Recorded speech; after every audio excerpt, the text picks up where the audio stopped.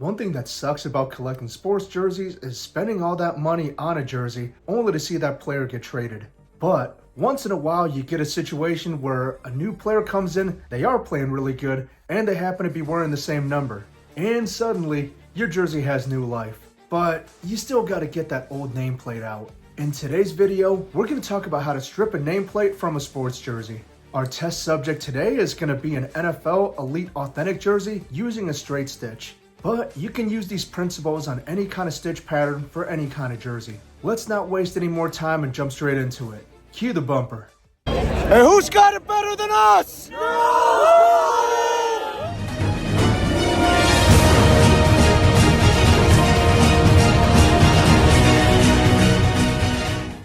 And this is the jersey we're going to be working with today. You might be thinking that this is a Drake May jersey, but nope. This is a Mac Jones jersey. Of course, Jones is no longer on the team, but since he and May both were number 10, we could easily swap out the old nameplate and put on a new nameplate for Drake May. This is the tool you're going to need. This is called a seam ripper, and these are usually pretty easy to find. You can go to a Walmart or Walgreens and find one for pretty cheap.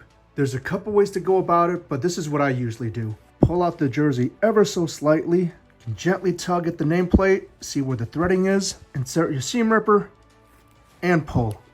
You might need to do this a few times, but at some point you should be able to easily pull on the nameplate.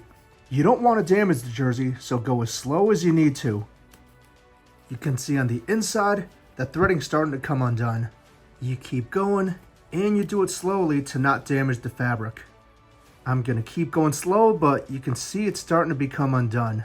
As more of the fabric becomes undone, you can see that it's a little bit easier to pull now. My rule of thumb, you can tug it slightly to get rid of these clumsy threads, but do not use too much force because sometimes you will end up damaging the fabric if you pull a little too hard. Also, sometimes they'll have a little adhesive residue on the back.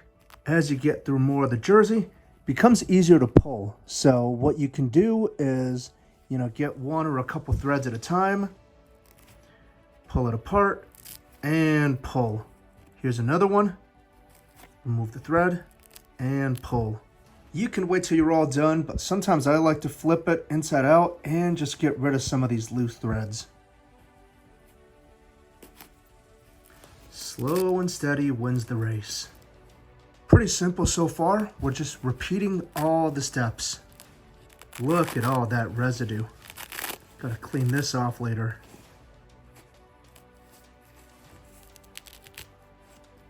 Sometimes you tug and a lot of nameplate comes off. Sometimes just a little. So it depends on several factors. The residue, of course, is gonna be part of it. And also some places just have more reinforcement than others.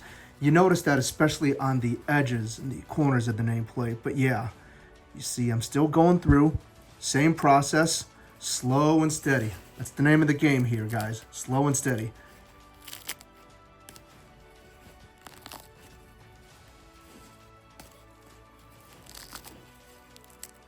All right, and we're almost done with the top side of the nameplate now. You want to be very careful, especially at the corners. I've seen that on team issue jerseys. Sometimes the equipment manager will have some clumsy stitching left in the corner. They'll try to yank it and you see a big old hole on the back. All right, I see something right here. Perfect. Got that stitch. Now we can start going down this side. Quick announcement, guys. We're working hard to create quality content for all the major sports leagues and really aspire to be the de facto resource for all things related to sports jerseys. Consider supporting our channel by running the triple option, subscribing, liking, and commenting on today's video. And if you guys want to see some other cool videos, definitely check out one of these. All right, back to the show. All right, so now we're working inside. One little cool hack that I like to use. Doesn't always work, but sometimes if I can get enough give, I can try it. I can get a couple pieces of threading, and if I'm lucky, go all at once, just like that, and was able to get a chunk right there.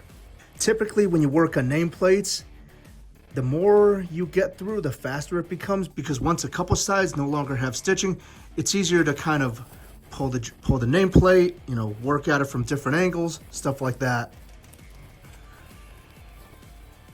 I think they both wore number 10 in college, but sometimes I wonder if there's weird conspiracy theories, like say Drake May wanted another number when he went to the NFL, and Robert Kraft is like, nah, just wear number 10 because we got a bunch of unsold Mac Jones jerseys, so we can move inventory a little bit better.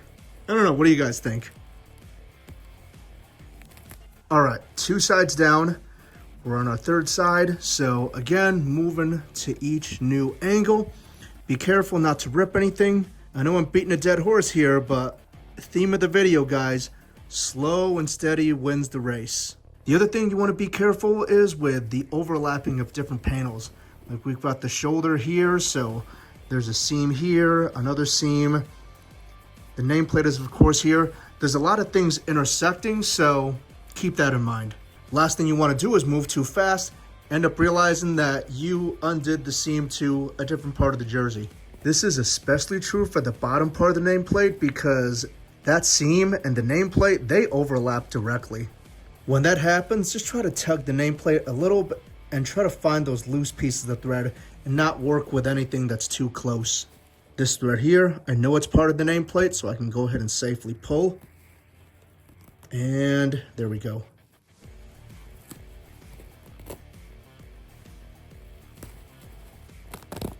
Big old chunk came out right there. Sometimes it's the stitch pattern too.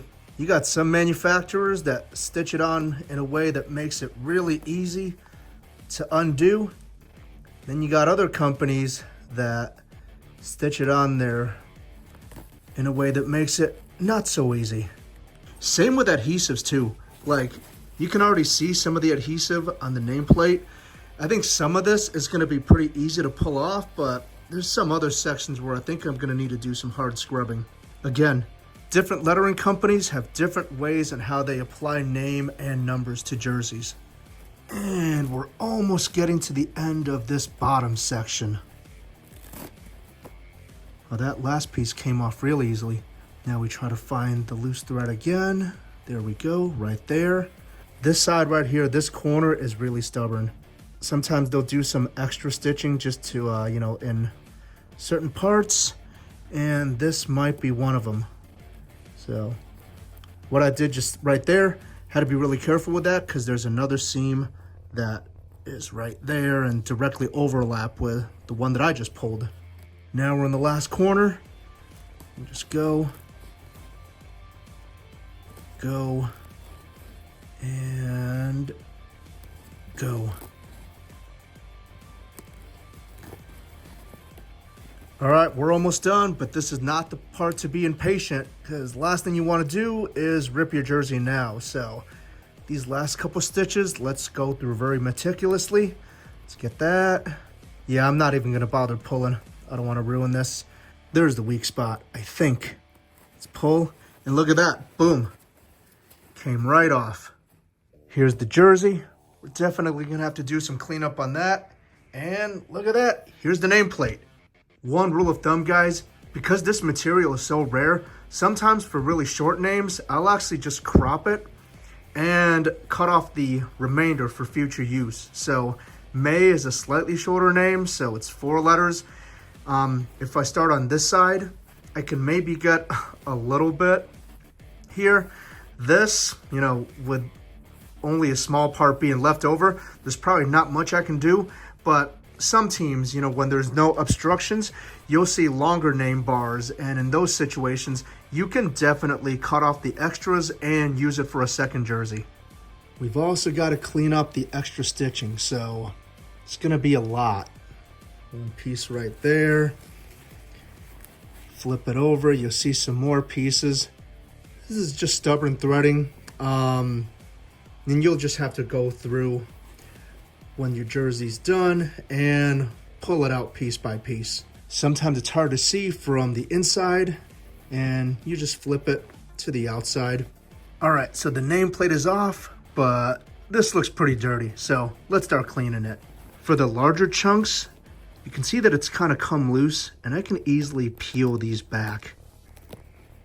All right, so for getting out the remainder glue, I've got here a cloth with a solution that is 50% rubbing alcohol, 50% water. I had to dilute it because I only had 91% rubbing alcohol, but if you've got 70%, that actually should be good without diluting.